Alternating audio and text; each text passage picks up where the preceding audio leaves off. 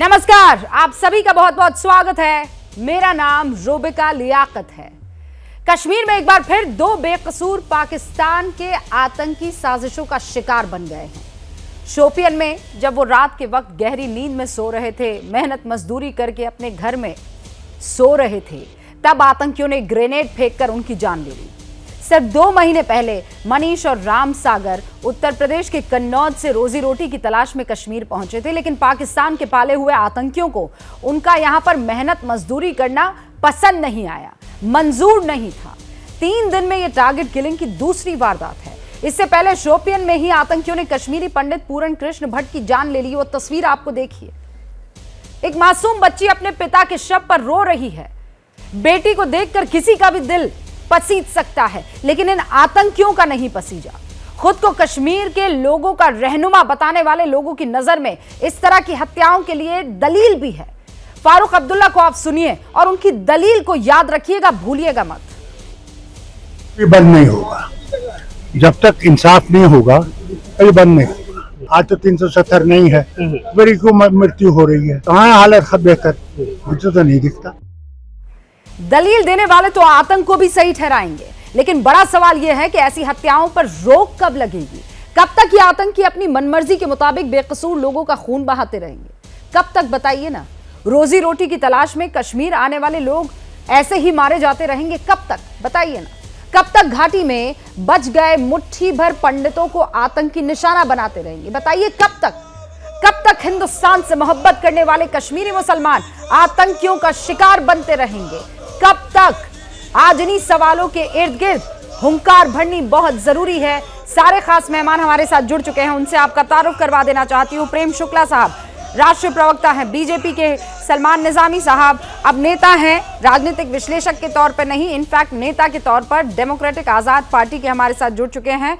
हमारे साथ ललित अंबरदार भी हैं, कश्मीरी एक्टिविस्ट हैं। हमारे साथ अहमद अयाज साहब इस वक्त आपको स्क्रीन पर नजर आ रहे हैं, राजनीतिक विश्लेषक है, कश्मीरी भी हैं। साजिद यूसुफ शाह साहब पहली दफ़ा हमारे साथ यहाँ डिबेट में हिस्सा ले रहे हैं, पेशे से वकील हैं और वो भी एक कश्मीरी है। माजिद हैदरी साहब भी हमारे साथ जुड़ चुके हैं, जो कि पत्रकार हैं और श्रीनगर में ही रहते हैं, वो भी एक कश्मीरी। आप सभी का बहुत बहुत स्वागत है। माजिद हैदरी साहब, शुरुआत आपसे कर रही हूँ, ये कब तक होता रहेगा?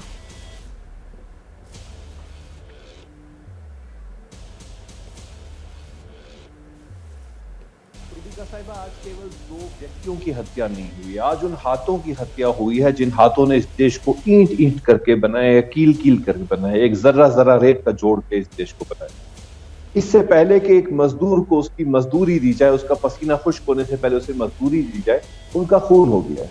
क्योंकि वो इस उम्मीद से जम्मू कश्मीर आए थे कि भाजपा की सरकार ने कहा है कि अब जम्मू कश्मीर में आतंकवाद खत्म हो गया, यहाँ इन्वेस्टमेंट हो रही है, यहाँ से माहौल खुल रहे, आओ भाई तुम लोग भी अपने घर का पैसा कमाओ। लेकिन इसके बजाय कि आज हम पूछें कि जिस दिन माननीय प्रधानमंत्री जी जम्मू आते हैं उस दिन धमाका होता है और जम्मू कश्मीर की पुलिस कहती है कि मीटियोराइट गिरा। जिस दिन राष्ट्रपति कश्मीर आते हैं और उस दिन यहाँ पे आतंकी हमला होता है और जम्मू कश्मीर पुलिस कहती है कि गैंग वॉर है।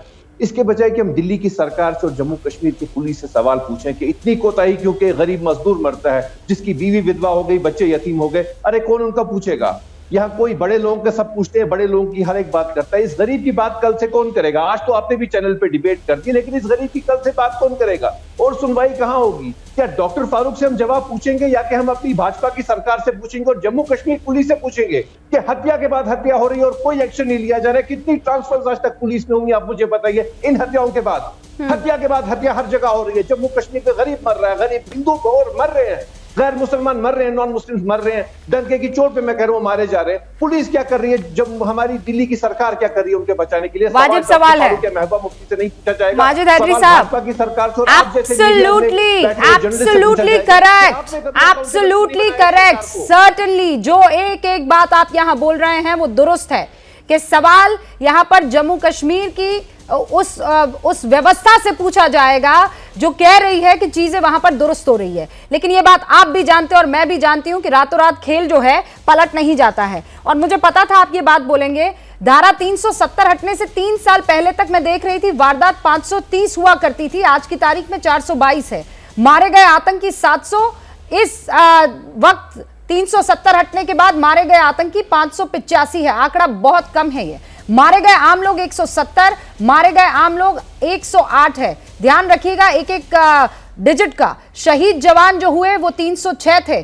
370 हटने से 3 साल पहले का मैं ये आंकड़ा दे रही हूं, और इस वक्त 127 है।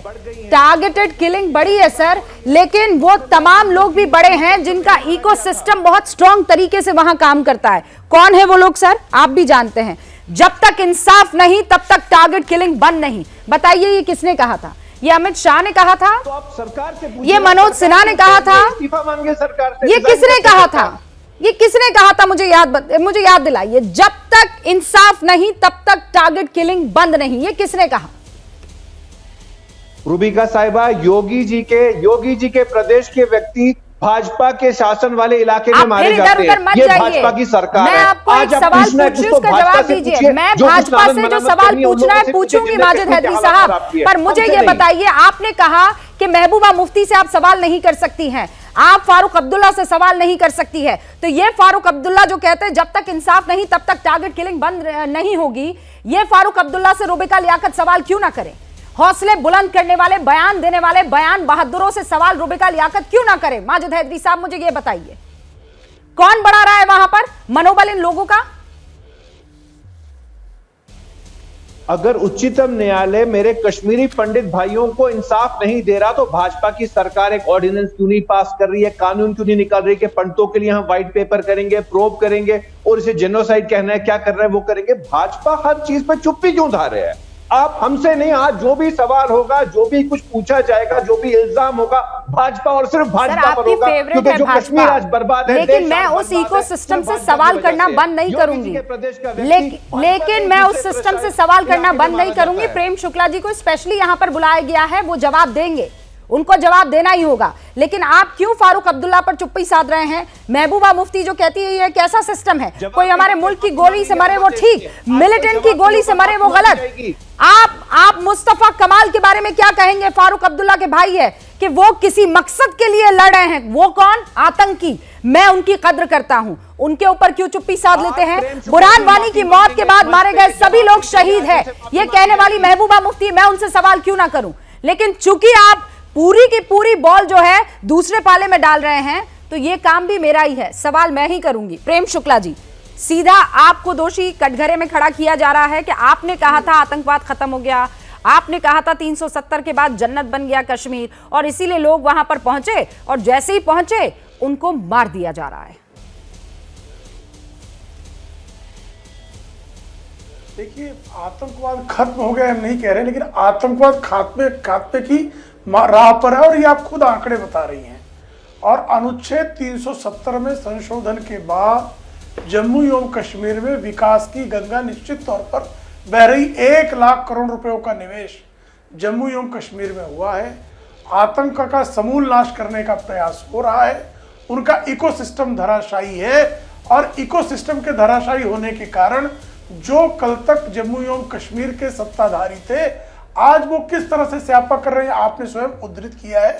लेकिन यह सत्य है कि जब तक हम आतंकवाद के गर्भगृह पर निर्णायक प्रहार नहीं करेंगे, तब तक जम्मू एवं कश्मीर से आतंकवाद का समूल नाश नहीं होगा।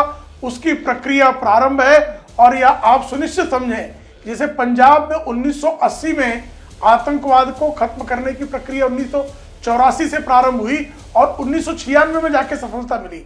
12 वर्षों का समय गया, कालखंड जाता है। 2019 में अनुच्छेद 370 में संशोधन के बाद जम्मू एवं कश्मीर में विकास भी हो रहा है, आतंकवाद के खिलाफ निर्णायक लड़ाई भी है, और इसी से हताश होकर, निराश होकर जो आतंकियों के आका हैं वो टारगेटेड किलिंग कर रहे हैं, ताकि वहां मजदूर न जाए, ताकि वहां पर कश्मीरी नहीं तो फिर उसका ताकि वहां सर मैंने आपको उतना लगाने वाले जितना मैंने शुरुआती स्पीकर को सुना। अब मुझे एक बात बताइए सर, फरवरी से लेकर अक्टूबर तक आंकड़ा 20 हो गया टारगेट किलिंग का। चुन चुनकर मारना इसे कहते हैं। मतलब ऐसा इन लोगों ने अनदेखा दरवाजा बना दिया है कि ये जिस किसी को चाहेंगे उसको मारेंगे, जो इनके आंखों के सामने चुपता हुआ नजर आएगा उसे मारेंगे। कल ललित अंबरदार वहां पहुंच गए तो ललित अंबरदार को वो जो है खत्म करने की कोशिश करेंगे। कल साजिद यूसुफ शाह वो जरूर श्रीनगर में है, लेकिन मौका पड़ेगा क्योंकि वो हिंदुस्तान का साथ देते हैं, चूंकि वो साथ देते हैं नेशनलिज्म का तो उनको भी निशाना बनाएंगे। अब ये लोग कब तक आपका साथ दें, मुझे ये बताइए, कब तक आपका साथ दे, कितनी और आहुति? नहीं, बहुत बहुत बहुत बहुत बहुत अच्छा सवाल है रूबिका जी। जो लोग कल तक आतंकवाद पर नंगा नाच करते थे, आज वो टारगेटेड किलिंग कर रहे हैं, तो वो हाशिए पर निश्चित तौर पर आए हैं।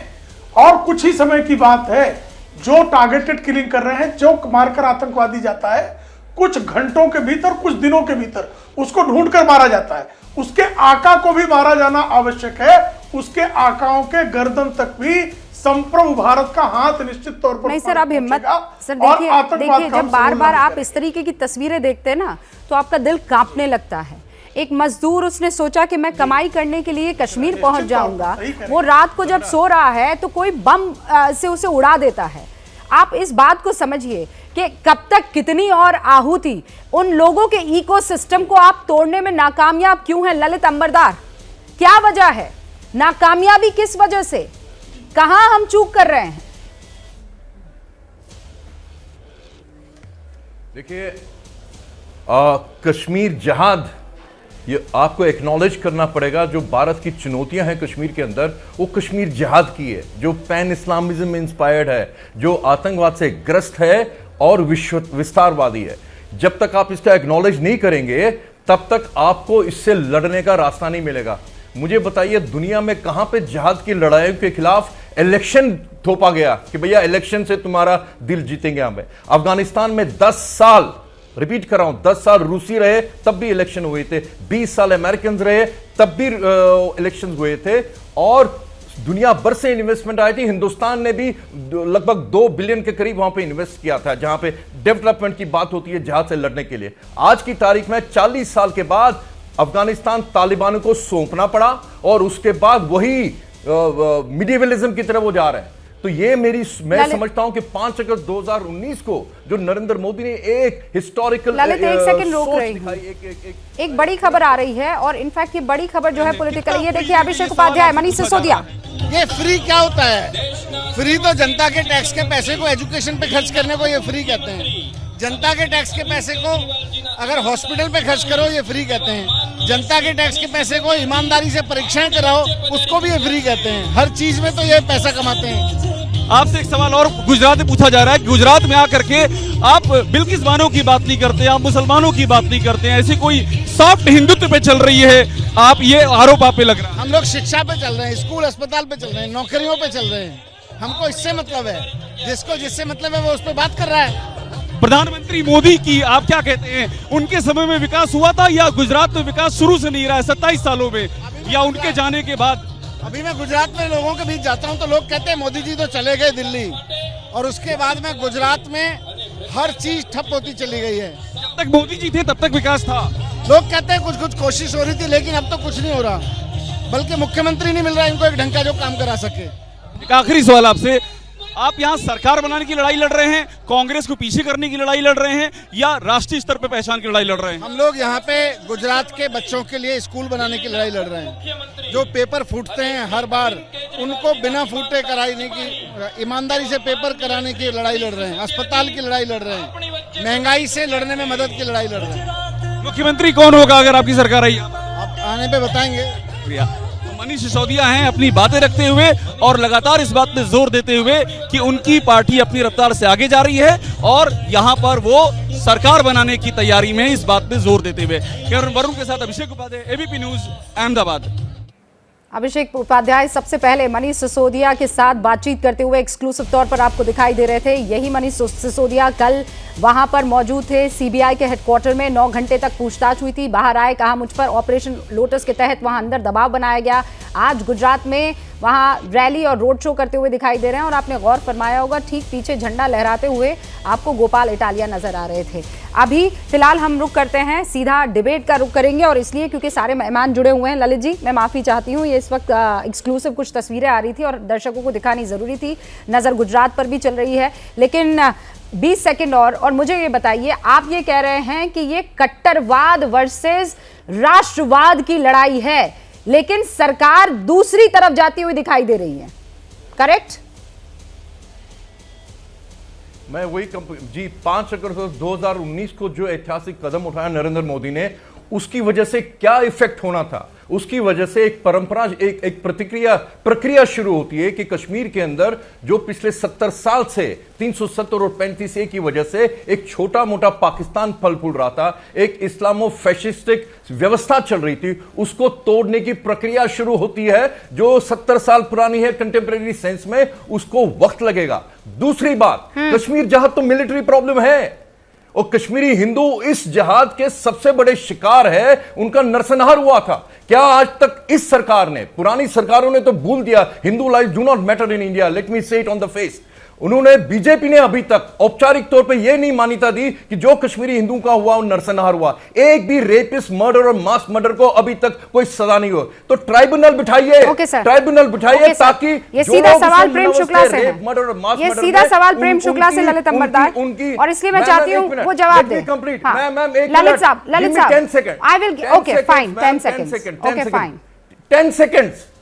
10 सेकंड, तो ताकि जो लोग मुन्नवस थे उनको सजा मिले उनको, और वो लोग जो उस वक्त 32 साल पहले कश्मीर के अंदर, जैसे फारूक अब्दुल्ला जैसे कायर बुज़दिल मुख्यमंत्री भाग जाता 19 जनवरी को 90 को कश्मीरी हिंदुओं को जिहादियों के हवाले छोड़ गया, और दिल्ली में मुफ्ती मोहम्मद सईद जो होम मिनिस्टर था हिंदुस्तान का, अपनी बेटी को छुड़ाने के लिए जिहादी को छोड़ दिया। कश्मीरी हिंदू की सुरक्षा की जहां बात है, लकवा लग गया था उनको, तो उनकी भी तहकीकात मरणोपरांत, और फारूक अब्दुल्ला की तहकीकात होनी चाहिए। इनका रोल क्या था, सजा मिलेगी। और हम भेड़ बकरियां नहीं है मैम, आप कश्मीर के अंदर सेक्युलराइज कर रहे हैं।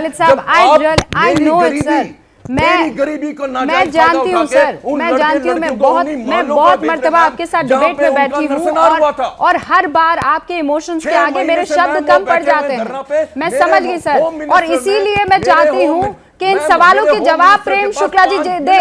प्रेम शुक्ला जी जवाब दीजिए जो सवाल आज ये पूछ रहे हैं। यही वजह है फारूक अब्दुल्ला मौक कर रहा है, केजरीवाल ललित अंबरदार की भावनाओं के साथ पूरा देश खड़ा है। हमारा नरसंहार हुआ जी, ललित अंबरदार जी की भावनाओं के साथ पूरा देश खड़ा है, और निश्चित तौर पर कश्मीरी पंडितों का जो नरसंहार हुआ है, उनकी बहन बेटियों का जिस तरह से बलात्कार हुआ है, हर दोषी को दंडित किया जाना चाहिए। और ये प्रक्रिया यासिन मलिक के खिलाफ आप कल्पना कर सकते थे कि कभी कोई जो है उसके खिलाफ मुकदमा चलेगा। रुबैया सईद जब होम मिनिस्टर थे, मुफ्ती मोहम्मद सईद, तब उनका अपहरण हुआ, मुफ्ती मोहम्मद सईद मुख्यमंत्री बने, उनकी बेटी मुख्यमंत्री बन गई, उसके बाद भी कोई उनके खिलाफ जो है कार्रवाई नहीं। लेकिन यासिन मलिक के खिलाफ कार्रवाई हुई, नरसंहार पर भी निश्चित तौर पर कार्रवाई होगी, होकर रहेगी, एक भी दोषी बचने नहीं पाएगा। यह भारतीय नागरिक, निर्दोष नागरिकों के हत्यारों को दंड दिलाना, यह राष्ट्र के रूप में भारत का संकल्प है। ये संकल्प है, लेकिन इस संकल्प को कितना वक्त और लगेगा, ये बड़ा सवाल है। सलमान भी हमारे साथ जुड़े हुए हैं। सलमान जी, आपको बड़ी वजह क्या लग रही है, क्यों ये हत्याएं लगातार बढ़ती चली जा रही है, और वो आतंक के पैरोकार, उस विचारधारा के जो पैरोकार हैं, वो लगातार फलते फूलते रहते हैं, उनके खिलाफ किसी तरह की कोई कार्रवाई नहीं हो पाती है? क्या वहां पर इतना स्ट्रॉन्ग इकोसिस्टम उनका है कि कोई उस किले को भेद ही नहीं पाएगा? बिल्कुल नहीं रुबिका जी, देखिए आपको काफी एक्सपीरियंस है कश्मीर का, और कई डिबेट्स हमने आपके साथ भी किए हैं, कंडेम भी किया, लेकिन कंडेम करने से मामला जो है खत्म नहीं होगा। हम आज डिबेट करते हैं, 10 दिन के बाद और किलिंग्स होती है, परसों आपके साथ डिबेट किया, आज और किलिंग। हम निंदा कब तक करेंगे?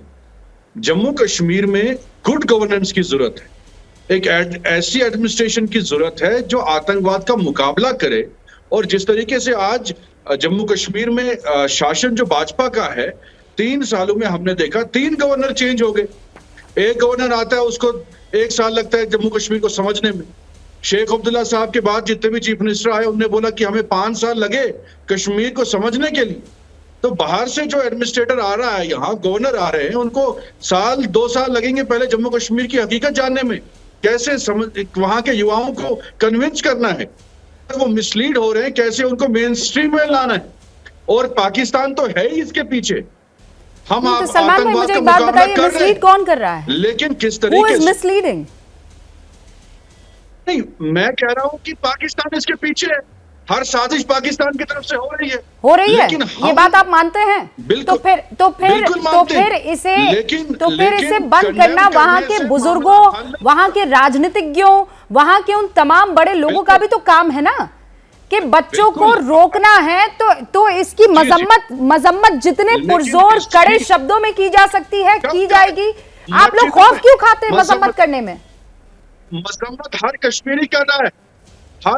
आप मुझे बताइए, कश्मीर के आईजीपी एक डेटा सामने लाते हैं कि एक साल में 70% कश्मीरी मुसलमान का कत्ल हुआ है। वहां मुसलमान को मार रहा है। यहां कौन सुरक्षित है कश्मीर में? आप कश्मीरी पंडित भाई हमारे प्रोटेस्ट पे बैठे हैं 3 महीने से, उनको सिक्योरिटी किसने देनी है? पाकिस्तान ने देनी है, अमेरिका ने देनी है, ये तो भारत की सरकार ने देनी है। ये तो जिम्मेदारी सरकार की है। सर भारत सरकार पर ऐसा है। एक मेरी बात सुनिए। आप जानते हैं आपके सर नहीं, एक सेकंड प्लीज मेरी बात सुन लीजिए। आप हर काम सरकार कर लेगी, लेकिन कोई काम वहां के इकोसिस्टम का भी होगा कि नहीं होगा? आप कह रहे हैं मरने वाले मुसलमान हैं, मरने वाले कश्मीरी पंडित बमुश्किल 6500 कुछ कश्मीरी पंडित वहां पर बचे हुए हैं। आप लोग कितने लोग निकले हैं सड़कों पर मशाल लेकर और ये कहा है खबरदार अगर किसी कश्मीरी पंडित पर आंख उठाकर देखा तो तुम्हें जात बाहर कर दिया जाएगा। कितनों के बारे में आपने किया ये? आपने लाल चौक तस्वीरें आपके जनरल दिखाई, कश्मीरी मुसलमान सुरक्षित है, सिख सुरक्षित नहीं है, कोई भी सुरक्षित यहाँ नहीं है। अरे किसने कहा कि सुरक्षित नहीं है सर? वो तमाम लोग सुरक्षित है जो बच्चों को बरगलाते हैं, वो तमाम लोग सुरक्षित है जो पाकिस्तान की भाषा बोलते हैं, उनके आगे कोई आंख नहीं उठाएगा। लेकिन वो तमाम लोग जो आतंकवाद के खिलाफ खड़े हुए हैं, मुखालिफत कर रहे हैं, उनका आज पता है कल पता नहीं है। साजिद यूसुफ से पूछ लीजिए आप। साजिद भाई जरा बताइए कौन है ये लोग, कौन सबसे ज्यादा जिम्मेदार है? ललित साहब मैं आ रही हूं, नोट कर रही हूं, एक सेकंड। साजिद यूसुफ शाह, कौन है जिम्मेदार इस वक्त इस हालात का जो इस वक्त कश्मीर में हो रहा है या बीत रहा है? एक सवाल है, हमारे बहुत सारे भाई जो कि पहले 90s का जब दौर था तब बहुत सारे मेरी जैसे युवा बोलते थे कि तब हम पैदा नहीं हुए थे। कुछ ऐसे भी लोग थे जो जगमोहन थोरी बता रहे थे, जगमोहन वाज रेस्पॉन्सिबल। लेकिन आज उस चीज को ये कैसे टालेंगे? आज हमारी आंख के सामने, आज हमारी नाक के सामने ये सब चीजें हो रही है और आज हम इसको बता दें कि भाजपा की फेलियर या पुलिस की फेलियर मैं मानने के लिए तैयार नहीं हूँ। मैं ये मानता हूँ कि एज अ सोसाइटी हमारी रिस्पॉन्सिबिलिटी बनती है कि हमें देखे कि कौन से लोग हैं जो हमारे कश्मीरी पंडित, कश्मीरी हिंदूज, कश्मीरी सिख या कश्मीरी मुस्लिम को मार रहे हैं। और मैं ये मानता हूँ कि इन लोगों को जो जगह या स्पेस जो देते हैं वो हम जैसे लोग भी देते हैं, हमारी कम्युनिटी के लोग इनको देते हैं। एक बंदा, एक टेररिस्ट, जब आतंकवादी जब ग्रेनेड मार के किसी बेगुनाह को मारते हैं तो छुपाने वाले भी हम ही लोग हैं। जब तक अनटिल अनलेस हम इन लोगों को स्पेस देना बंद कर ले, जब तक अनटिल एंड अनलेस हमारी सोसाइटी इनको सोसाइटी से बाहर ना कर दे, जब तक हमारी सोसाइटी, हमारी जो एज अ कश्मीरी मुस्लिम जो हमारी कम्युनिटी है, जब तक वो सिक्योरिटी फोर्स को टिप ना दे इनके बारे में, तब तक कश्मीर में ये किलिंग बंद नहीं होगी। एज अ कश्मीरी मुस्लिम हमारा हक बनता है कि हम 90s जो हमारे तक जो कश्मीरी पंडित का एक्सोडस हुआ वो दोबारा होने ना दे। और आज अगर हम ये चीज टीवी पे ये डिफेंड कर ले इन लोगों को, क्योंकि जो ये हत्यारे हो रहे हैं कश्मीरी पंडित का जो कत्ल करे, उनको पता है कि हमारे बहुत सारे जो लोग हैं, चाहने वाले इनके लोग हैं, वो टीवी पे शाम को इनको डिफेंड करेंगे। वो इनको ब्लेम नहीं करेंगे लेकिन सिक्योरिटी फोर्सेस भाजपा को ब्लेम करेंगे। ये जो टेररिस्ट है इनको ये भी पता है कि हमारे बहुत सारे मंत्री हैं जिनको हमने पिछले 70 साल से बनाया, वो हमें डिफेंड करने के लिए वहां पे कहीं ना कहीं खड़े हो जाएंगे। इन लोगों को पता है हमको डिफेंड करने के लिए कश्मीर में बहुत सारी ऐसी आबादी है, एक तबका है जो हमें इन लोगों के लिए बचाएंगे। और उन्हीं आवाजों की बारे में अयाज साहब की वजह से आपने वो बातें कह दी हैं जिसे कहने में बरसों लग जाएंगे। कई ऐसे कश्मीरी हैं जिनको आज आपके एक एक शब्द को सुनना चाहिए। अयाज साहब, जब तक सुरक्षा कर्मियों को टिप नहीं देगा एक कश्मीरी इन आतंकियों के बारे में, तब तक ये चीजें रुकेंगी नहीं। कब तक आप उनका बचाव करते रहेंगे भटके हुए युवाओं के नाम पर? कब तक आप ये इकोसिस्टम तैयार करते रहेंगे कि ये हमारे बच्चे पाकिस्तान इनको बरगला रहा है? जब तक उनको जात बाहर नहीं किया जाएगा, जब तक उनको सोसाइटी बकायदा सामने चौक पर खड़ा करके कहेगी नहीं कि ये है आतंकवादी, ये कौम को बदनाम कर रहा है, तब तक कश्मीर के हालात नहीं बदलने वाले हैं। जवाब दीजिएगा। पाकिस्तान में कंट्रोल रूम बना हुआ है और कश्मीर में कॉन्ट्रैक्ट किलिंग हो रही है। अब इस ब्रिज को तोड़ा कैसे जाएगा, इसका सलूशन ना इतने सालों में निकल पाया है, ना अभी निकलता हुआ दिखाई दे रहा है। सारे खास मेहमान हमारे साथ जुड़े हुए और आप कहेंगे रुबिका लियाकत आज इस बात पर बहस क्यों? क्योंकि वहां मजदूरों की टारगेट किलिंग हो रही है, कश्मीरी पंडितों की टारगेट किलिंग हो रही है, सुरक्षा बलों की टारगेट किलिंग हो रही है। वो कश्मीरी जो हिंदुस्तान के या नेशनलिज्म के या राष्ट्रवाद के सपोर्ट में है, उनको चुन चुन के मारा जा रहा है। हमारे साथ अयाज साहब भी हैं। अहमद अयाज साहब, आपके पास कोई सलूशन है अलावा बीजेपी को कोसने के? तो मजदूरों का ये हालात सही और हमारा भी सवाल यही रहता है कि आखिर कब, ये बहुत माजून सवाल है, वाजिब सवाल है जो आपने पहले ही पूछा। हमारा भी ये सवाल है कब तक, कितने टाइम तक, कितने वक्त तक कश्मीर बैटल ग्राउंड बनता रहेगा और मिलिटेंट अपनी स्ट्रेटजीज को चेंज करते रहते हैं। आज 32 साल से जो कम्बैट हो रहा है वो सिर्फ हम आर्मी और सिक्योरिटी लेवल पर ही कर रहे हैं। और मिलिटेंट्स अगर अपनी स्ट्रेटजीज को चेंज करते रहते हैं तो क्या गवर्नमेंट के पास कौन सी स्ट्रेटजी है, क्या गवर्नमेंट के पास कौन सी पॉलिसी है कि वो सिर्फ सिक्योरिटी के बहाने, सिक्योरिटी के सहारे, आर्मी के सहारे आज 32 साल तक चलते आए? और जब हमको मालूम है ग्राउंड सिचुएशन को देखकर कि 32 साल से जो सिक्योरिटी के ऑपरेशंस है उससे यहाँ का नॉर्मलसी रेस्टोर नहीं हो रही है, और अब कैसे नॉर्मलसी रेस्टोर हो जाए, ये मेरा भी सवाल आज प्रेम शुक्ला से है। आपने भी बहुत वादे किए, आप अभी लोगों को अल्यूर कर रहे हो, ला रहे हो, अच्छी बात है कि भाई यहाँ सिनेमा बना रहे हो, यहाँ बहुत सारे ठीक ठाक अपने हिसाब से कर रहे हो, और उनको लग रहा है बेचारों को बाहर यहाँ आके कि सारा ठीक ठाक है और यहाँ से उनकी लाशें जाती है। और ये कब तक चलेगा ये सिलसिला? और प्रेम शुक्ला जी क्या कर रहे हैं? अब जहां तक हमारा सवाल है, कोई ये भी पूछ रहा था कि यहाँ का लोकल हमारा कश्मीरी जो मुसलमान है वो क्या कर रहा है, और उनको पता होना चाहिए कि जितना खतरा एक दूसरे के लिए है उतना कश्मीरी मुसलमान के लिए भी, और कश्मीरी कोई मुसलमान ऐसा खतरा लेने के तैयार नहीं, मोल ले नहीं सकता कि वो बाहर सड़क पर आके गोली खाए। और ये बड़ा कठिन मसला है हमारे लिए भी। और कब तक ये चलता रहेगा प्रेम शुक्ला जी? क्या है आपकी स्ट्रेटजी साहब? अच्छा, मतलब आप ये कह रहे हैं कि आपको गोली से बचना है, इसीलिए आप आतंकवादियों के खिलाफ कुछ भी नहीं कहेंगे? जरूरी बात है, क्यों मैं क्यों गोली खाऊं? हाँ, मैं क्यों गोली खाऊं? हाँ ठीक है, मतलब बाहर से आए मजदूर जो है वो गोली खाए, लेकिन आतंकवादियों को आप मिलिटेंट कहकर अपने आप को बचाएंगे, और आपके पास तरीका क्या है? प्रेम शुक्ला जी, एक बात के लिए नहीं, अहमद अयाज साहब सुनिए, अहमद अयाज साहब, मेरी बात सुनिए आप, मैं आपके सपोर्ट में ही हूँ। मैं थोड़ी कह रही हूँ कि बाहर चले जाइए, मैं थोड़ी कह रही हूँ कि सीना अपना छलनी करवा दीजिए। मैं क्यों ऐसा कहूँगी? मैं आपके साथ ही हूँ, मैं बिल्कुल आपके साथ हूँ कि कोई भी शख्स इस कदम को उठाने से पहले 10 बार सोचेगा।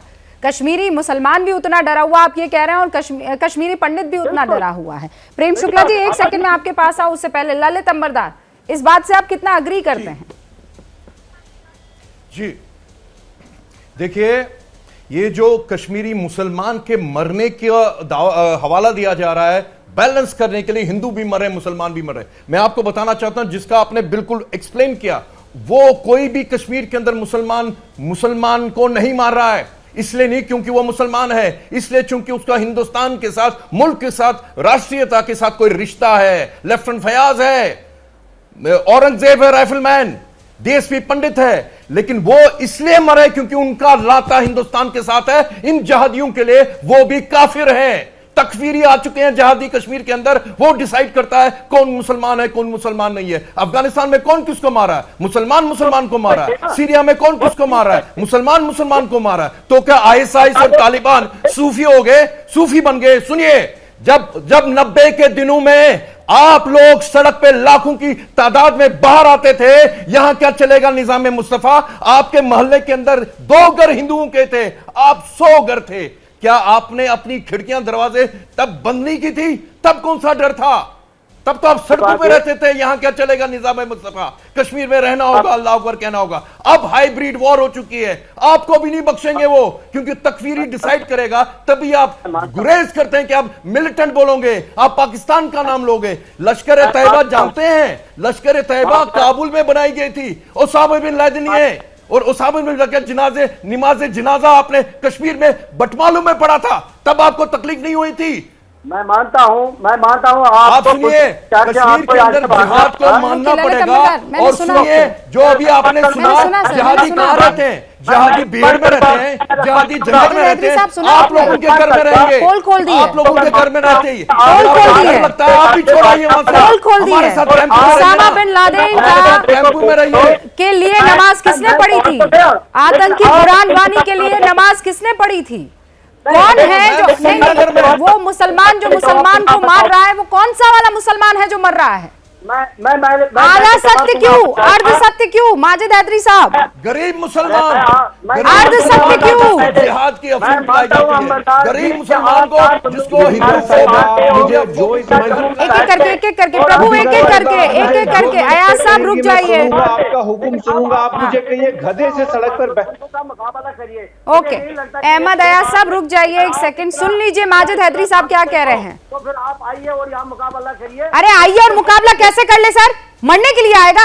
आप खुद तो अपने घर से बाहर नहीं निकल पा रहे हैं। रूबिका 70 साहिबा, साल को तुम्हें जेल रहे थे हम लोग, 70 साल से जिहादियों को जेल रहे थे हम लोग। जब आपने AK-47 इस्तेमाल की, औरतों के ऊपर निशाना बनाया, तब हमको निकलना पड़ा, नहीं तो 70 साल से जिनोसाइड की हर प्रोसेस को हम जेलते रहे हैं। आप आइए बाहर, अगर आपको हिंदुस्तान से मोहब्बत है बोलिए, आपको हिंदुस्तान से मोहब्बत है, पाकिस्तान जाहिल कौम है। अब मैं चाहती हूँ माजिद हैदरी साहब डिबेट में आए सर। अहमद अयाज साहब, आपकी आवाज ठीक नहीं, मैं दुरुस्त करवा रही हूँ। Majid Haidari on screen. ललित अंबरदार, मैं रोक रही हूँ आपको कुछ देर के लिए। हाँ माजिद हैदरी, जवाब दीजिए ललित अंबरदार के सवालों का।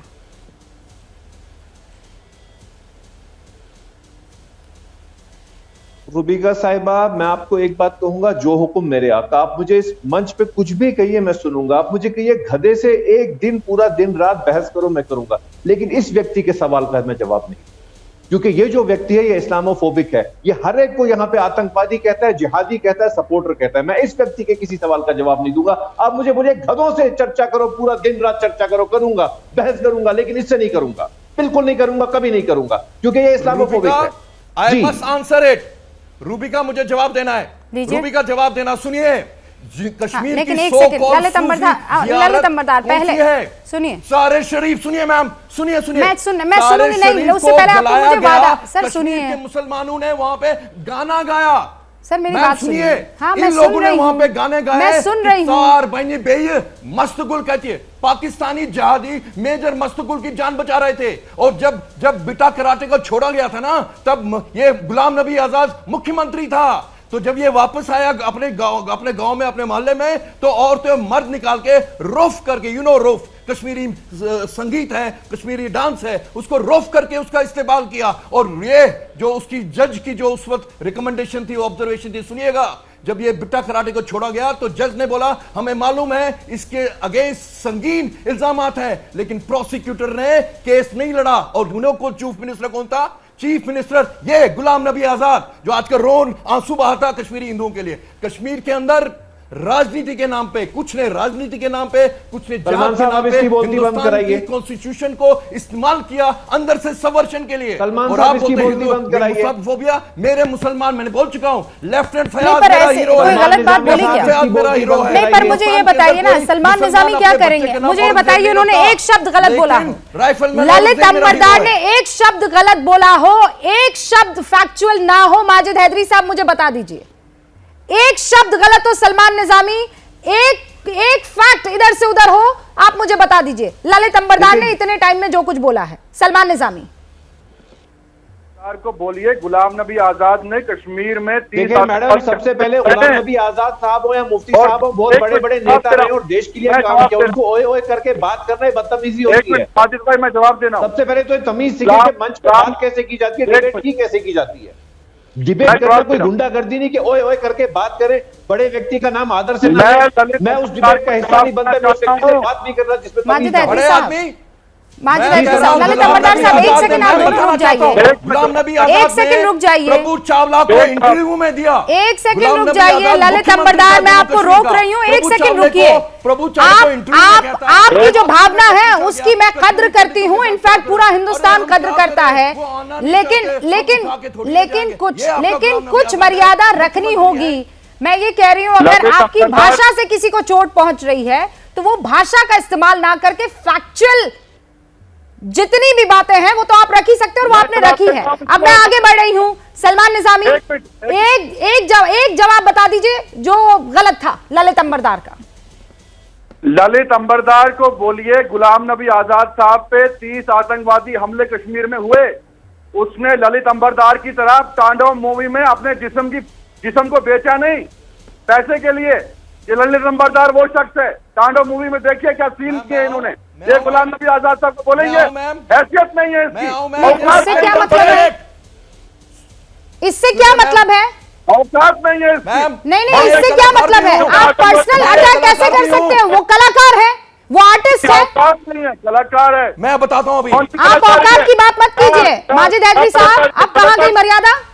सलमान निजामी के लिए इन्हीं शब्दों का इस्तेमाल करेंगे जो ललित अंबरदार के लिए कर रहे थे आप?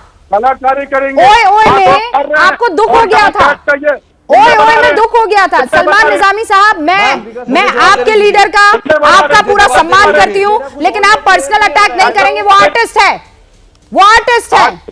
हाँ तो कमा रहे हैं ना पैसा। वो आर्टिस्ट है, उन्होंने अपना बदन भले ही बेचा हो, ईमान नहीं बेच खाया है।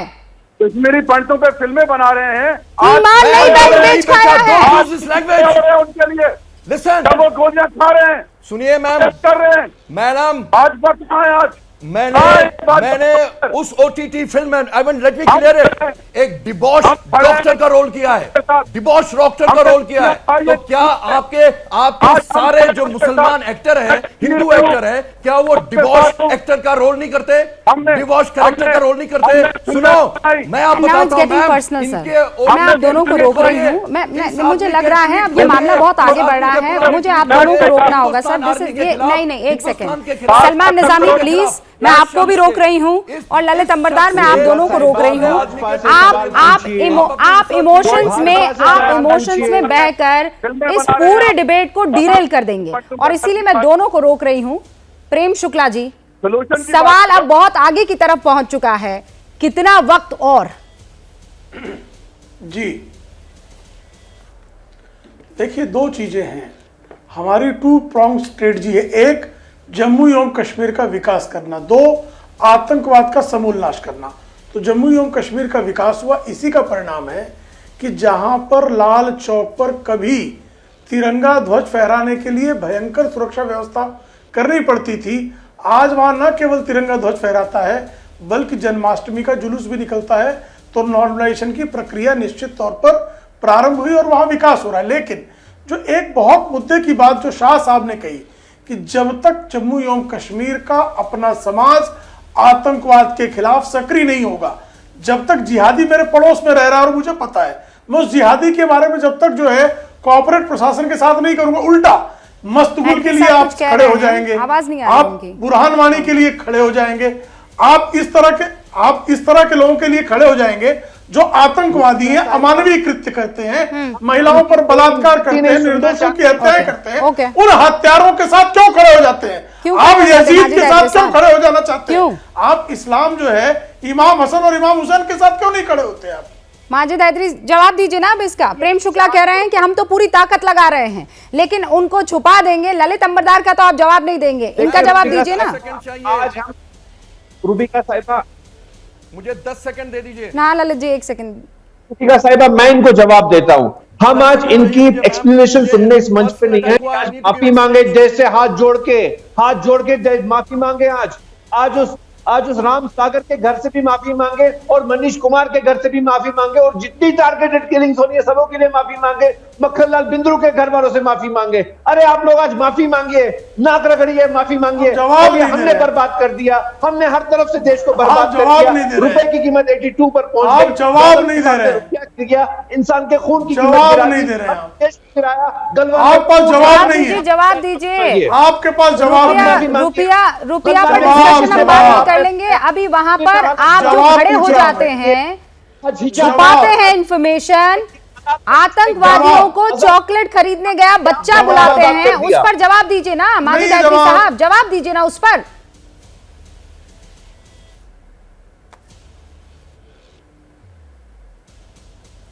मुझे बताइए, मेरे लद्दाख में गलवान की धरती चाइना के पास चली गई, मैं चुप करूं? रुपए की कीमत 82 रुपीस। अरे चाइना और रुपया और डॉलर क्यों कर रहे हैं? आतंकवाद पर बात कीजिए ना। आतंकवाद से क्यों भाग रहे हैं? आतंकियों से क्यों खौफ खा रहे हैं? मैं क्या करूं? आतंकियों से क्यों खौफ खा रहे हैं? आतंकियों पर दो शब्द कहिए ना। ये तालियां आप जब बजाइएगा, जब आतंकवाद के लिए आप 4-5 लाइनें स्ट्रॉन्ग बोल दें। भाजपा ये करूं? अरे आतंकवाद के लिए बोल दीजिए ना, 4 लाइनें आतंकवाद पर भी बोल दीजिए। नहीं, अगर आप चाहती हैं मैं तो यही करूंगा, भाजपा। बोलिए अफजल गुरु अरे आतंकवाद पर बुरहान वानी मुर्दाबाद। अफजल गुरु बुरहान वानी कहिए ना, अफजल गुरु मुर्दाबाद। रियाज, इन सब के बारे में बोलिए ना, क्यों नहीं बोलते? यासिन मलिक मुर्दाबाद।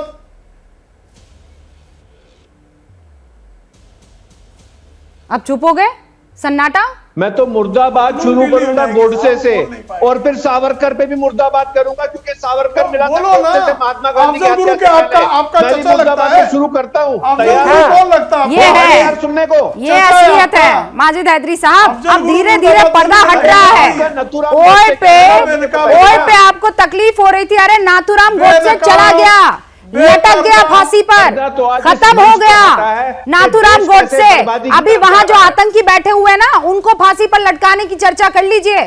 कब तक नाथूराम गोडसे करते रहेंगे? खत्म, चढ़ गया सूली पर, वो चला गया दोजक में, खत्म हो गया। अब उनको दोजक में भेजिए जो वहां कश्मीर को जहन्नुम बना रहे हैं। है हिम्मत? नाथूराम गोडसे बोलते वक्त तो गजब सीना चौड़ा हो जाता है। बोलिए ना यासिन मलिक पर 2 लाइनें बोलिए ना माजिद हैदरी साहब के बारे में आप क्या कहेंगी? यासिन मलिक के बारे में बोलिए ना कुछ। जो हिंदू मुसलमान के बंटवारे पर अपनी सियासत चला रहे हैं, उनके बारे में क्या कहेंगी? अरे बोलिए ना यासिन मलिक के बारे में कुछ बोलिए ना। हिंदू मुसलमान का बुरहान वानी के बारे में कुछ बोलिए ना, सियासत चला रहे हैं उनके बारे में बोलिए ना सर। क्या आई एक्सपोज यू सर, खत्म, फिनिश। अरे यहाँ आप एक्सपोज हो गए साजिद शाह साहब, ये जरूरी था ना। खत्म, बिल्कुल, हाँ बिल्कुल, ये था, जरूरी था। कर दिया ना, एक्सपोज आपको किया मैंने, निकला मुंह से। कश्मीर में यासीन मलिक परेशान कर रहे हैं, नाथूराम गोडसे परेशान कर रहा है। कौन कर रहा है?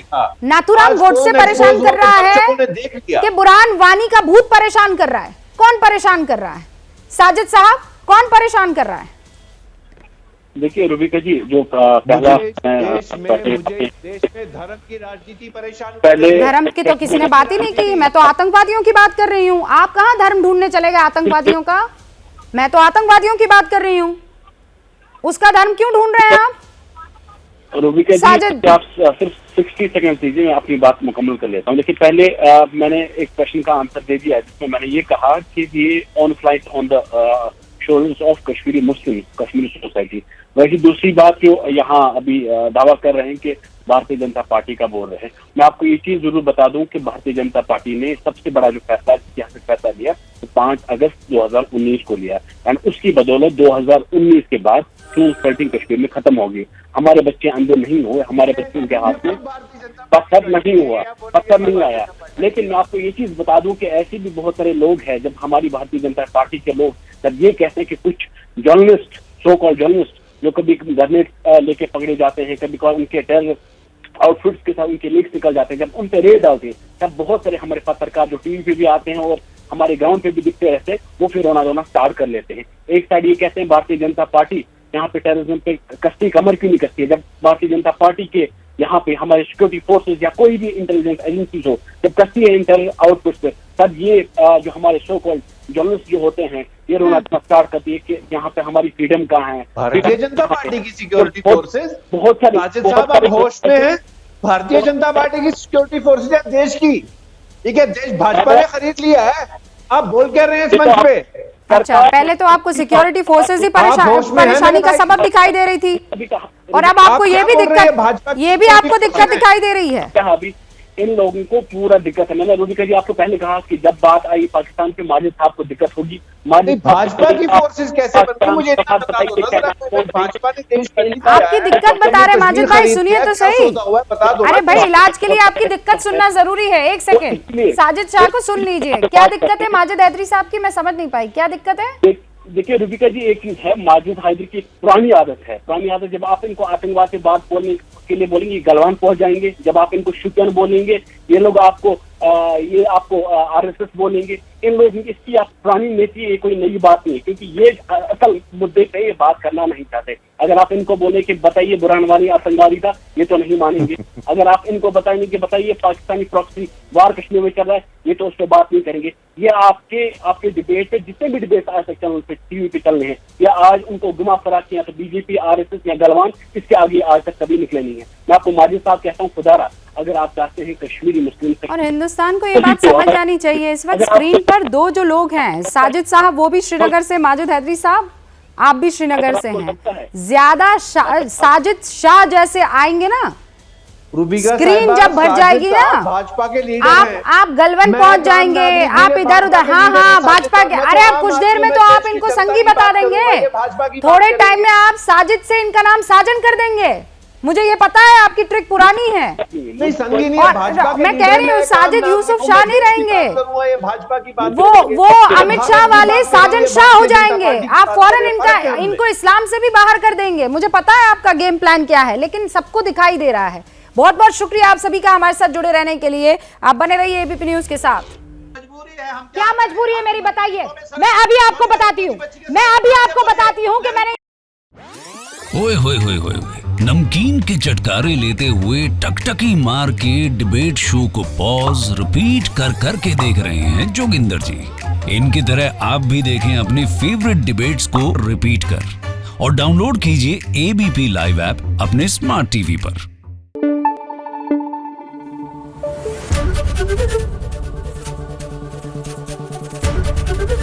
एबीपी न्यूज आपको रखे आगे।